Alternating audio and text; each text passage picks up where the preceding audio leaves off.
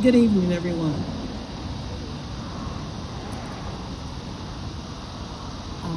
I told Mulaney earlier today I didn't know if I would be able to speak. I've written this poem called Love. Love is a hard topic for me. Today was a very difficult day.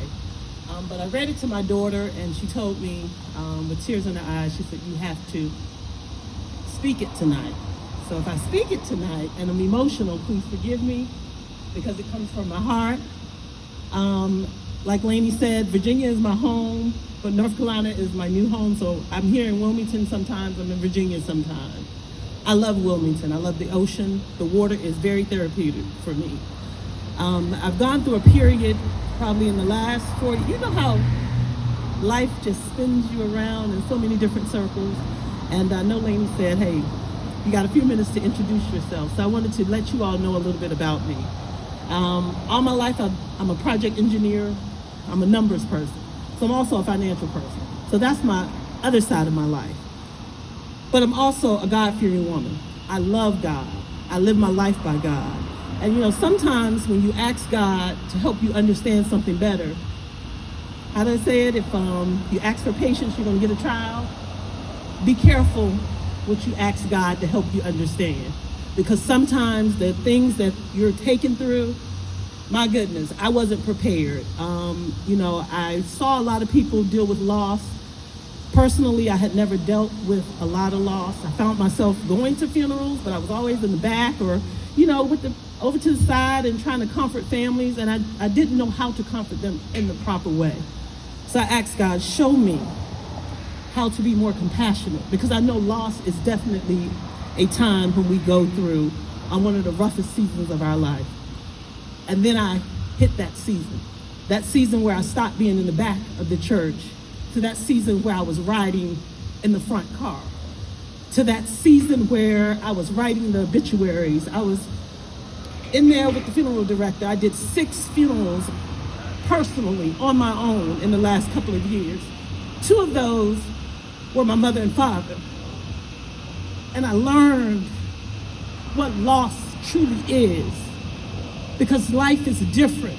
I call it this new normal.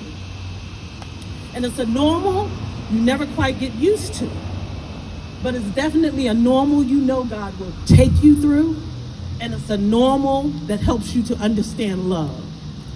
So to write on love tonight, I write it from my heart.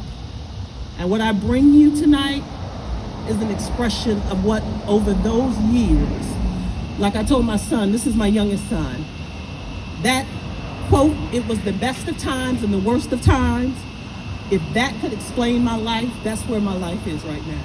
And I've learned that life is parallel paths of triumphs and trials. And you just have to forge through it all, enjoying the good times, but understanding that God will take you through the bad. And that's where I am in my life. So this is my tribute to love.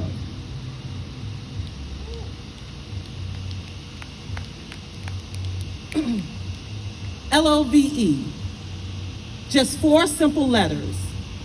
When used the right way, can make everything better. This short word, love, has so much power. It can transform any situation and has potential to blossom like a flower. When love first begins, it can be so tender and sweet, full of passion and so many emotions, a mixed bag of wonderful treats. But when love is twisted and misused, love can cut like a knife. It can be more destructive than a bomb, more hellish than a scorned wife. In its infancy, it's simple. I love you, you love me. Times are fun, fast, and furious, on display for the world to see. But as love grows over time, it can begin to be taken for granted. Expectations are high, and so many seeds are planted. Some are lost in the ground, refusing to grow, stifled by man's ego, refusing to let go. A past hurt and trauma, a pain from being let down, that's when love starts to smother and relationships start to drown. from the weight of disappointment, always believing love will be there, failing to realize true love requires a lot of care. See, love is patient. Love is kind. Love does not demand its own way. Love listens. Love accepts. Real love makes sure you're okay. Love builds up. It does not envy. It stands firm for the truth. It does not act out, belittle, and degrade. No, genuine love requires no proof. It is felt deep inside the heart of every single man. It is action in motion. Love will always take a stand against oppression, against injustice, against hate in all forms. Love does not take a back seat. It stands up and it roars, because love bears all things, endures all things, refuses to be tamed. It provides protection for its family. It knows its rightful claim. Love has the power to change nations, communities, each other.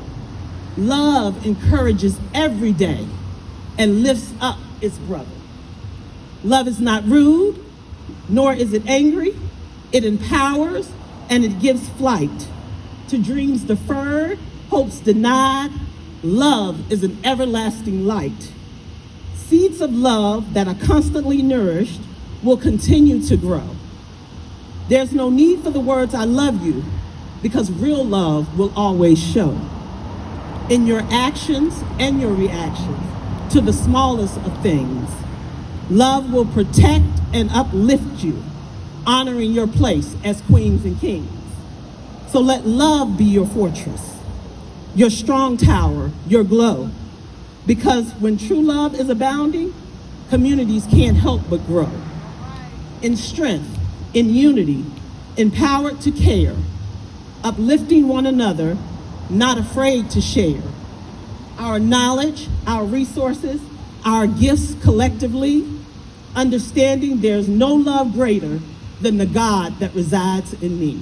Agape love. Thank you.